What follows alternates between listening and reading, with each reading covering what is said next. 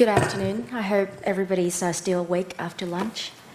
I think my presentations is a little bit part of the jigsaw of today's presentations. There's a lot of talking about childcare today, and I think for my part of the presentations is incorporate a little bit more about how educare and how educations can be part of the care of the part of the whole childcare things that we've been talking about today.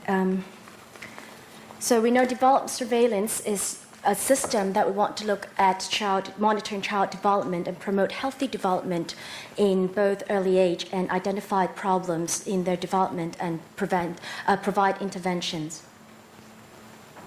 So currently, developmental and behavioral problems are commonly screened by pediatricians and other primary care practitioners in their well child visits, which they do regular visits with their family doctors and pediatricians. And it's suggested that structural developmental screeners have greater sensitivities than milestones-based history takings from parents. And identifying these problems and concerns have great importance and help to institute and provide interventions, which later I'm sure Cynthia will provide a lot of information on that part today. To date, we know that the MCH have been doing a lot of work in providing developmental surveillance scheme and having regular visits that have professionals and nurses that look after the developmental surveillance at the moment. And they do a lot of parental advocacies on parenting skills and in awareness of child development. At the moment, we know that in this scheme that parents are going to have well child visits on a regular basis until the 18 months, where most of the time they finish their immunizations and they will go by referral by schools if they identify problems in schools, or if by parent referral if they had noticed that there's developmental differences in their child. At the moment, we know that a lot of our children encounter going schools, and schools have provided also a very good place for students to be monitored for their development, and which we do not, while child surveillance visits are not available, they are only by request only. School can be provide a lot of information for parents to notice the developmental tracks of their child. At the moment, we know that there's a lack of comprehensive screening tools in school and implement and design for preschool settings and help teachers to observe these and monitor the child development and make referrals after 18 months of age for children and before they continue formal schooling in primary school in Hong Kong. So yes, let's take school in a more active role. In a lot of research, we know that preschool setting have been provide opportunities for teachers and for parents to observe the child development. Preschool teachers actually are a very valuable asset in this role and look after our children. Most of the children in Hong Kong spend at least 4 hours in the kindergarten or sometimes 6 to 8 hours in nursery school settings, and especially those who've mentioned this earlier today of the long whole day services that we have. And they spend a lot of time with our preschool teachers and where they're also trained professionals on educations and also child development experts. So school provide a lot of place of fruitful observations and a lot of information that we can provide for practitioners and pediatricians to further investigate if there are any differences in development track. In 2010, the Hong Kong Society for the Protection of Children have begun to explore these options and enacted some of the development surveillance procedures in our preschools. And we do in 3 parts. We do a screening part in twice a year, charting developmental tracks of our children entering our schools. We also make referrals if we see there's any differences to MCH and other professionals, and we provide some of the follow-up. And if you are interested in some of these projects, there's presentations tomorrow will be further demonstrate and showcase some of these projects that we have in HKSPC. So we have a developmental checklist, and we do not have anything standardized at the moment. So we reference to the most up-to-date developmental checklist that we have, some of the warning signs of some screening tools that we have with the Hong Kong normings or in an international normings. And we're looking at 4 major development domains. We're looking at cognitive, language, motor, social, and self-care of child development. And we use a 4-point observation scales with 1 rating unable to complete the task or unable to complete with help. We have 2 parts with the helps, with 2 and 3 require hands-on support or physical support, and also verbal or light prompting, and 4 is rating of completing by themselves. Prior to the charting, we have training provided to teachers by professionals, including psychologists and speech therapists and occupational therapists, on how to observe these skills, focusing to change the practice and implement routine developmental screening in schools. And ongoing support from our professional teams will be having school visit approximately 2 to 3 times yearly to help them to implement these checklists to make sure the fidelity and make sure they can make good referrals to professionals for further investigations for developmental deviance. So this is a little bit of the flow of our developmental surveillance. So in the process, we have some pilot scheme of having applied on some of the children with some of the school. We work closely with teachers and school to make sure that these are the items that they can be observed in schools, and they also be able to do it in a regular basis without too much of extra work. Today, we know that preschool teachers are very busy with their schedules, having a lot of exercise and projects that they have to implement in their school to enhance their school system.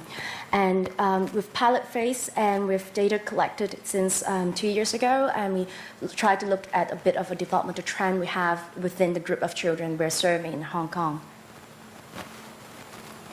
So in participating schools, we break them into 3 different groups, one with less financial stress, families with less financial stress, and a group with some of financial stress which require less government support, and the ones that with more governmental supports in their school populations. And in the 2014 to 15, we have 1,878 students participated in the screening. And in 2015 and 16, which is last school year, is 1,956 students. So what we're looking at is some of the informations that reported by teachers' observations that we find some of the difference between the 3 groups we have there. In observing cognitive, we're looking at some reasoning skills. We're able to fluently use the information learned and reference to some of the developmental milestones that we have in different age group. And we noticed that group 1, which is family with better income and better financial supports, perform better than the other 2 groups, which is very coherent and with a lot of the research we have. And we noticed that the difference have been made between the 2 groups of children. And it's quite like international research that we've seen. In receptive language, we noticed that, of course, Group 1 continued to perform better than the other 2 groups, but we also noticed that Group 2 and Group 3, where they have a mixture of financial support and resources family, have inconsistent results. Sometimes the least resources family perform better than the middle groups that we have in our groups.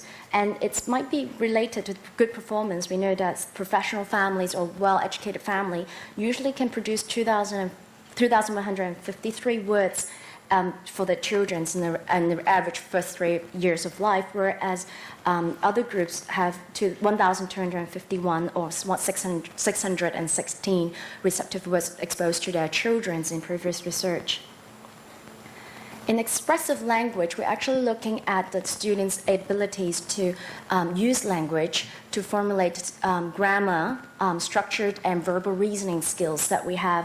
And we noticed that Group 1 has significantly developed better in language skills. However, we do notice that Group 2 seems to be have more difficulties compared to Group 3 as well. So this is some of the interesting findings we have consistently in the different domains we have.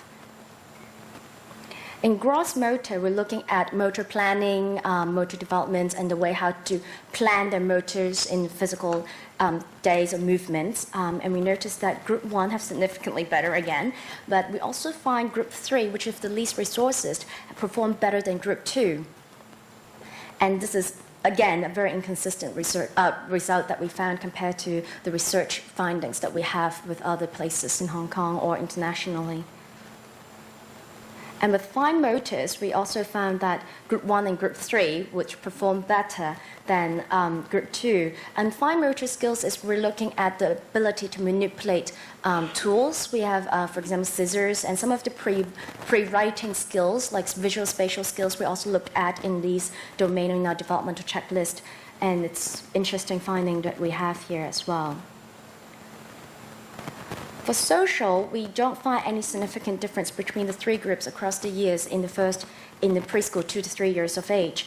But when we look at the students when they get older, from 3 years to 5, 6 years of age, there's group 1 performed better, but also group 3 also performed better than group 2 students, where we noticed that the ability to formulate emotions, relationship with others, communications, and social skills seems to be better performed in group 1 students.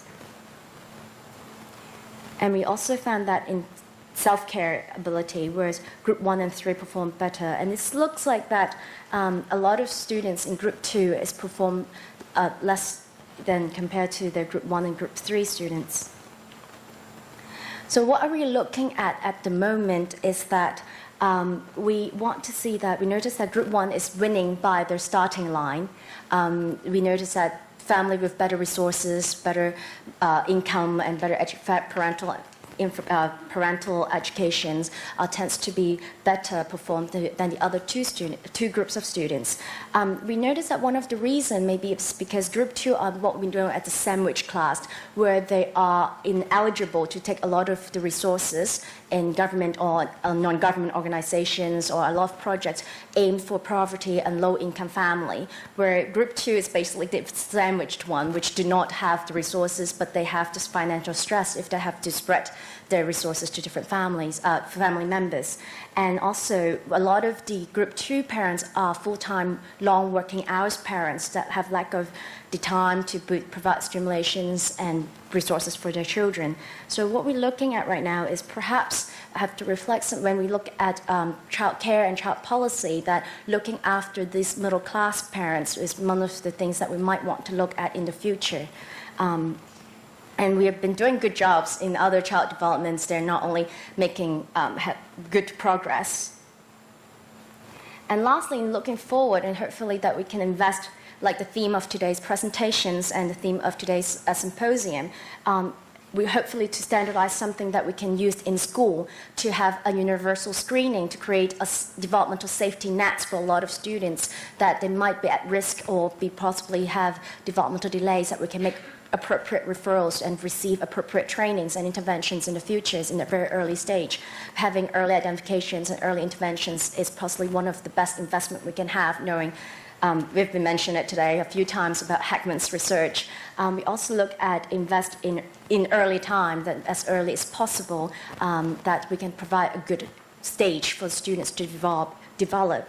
And also in our education programs to look further to enhance and make sure that we are providing the best good quality education program and care programs for our students and our future citizens that will eventually look after us when we get old.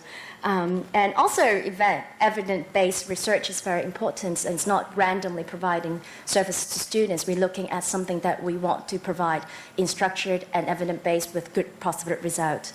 So that's it for today for my presentations, and hopefully that I can bring in some insight for everybody today. Thank you.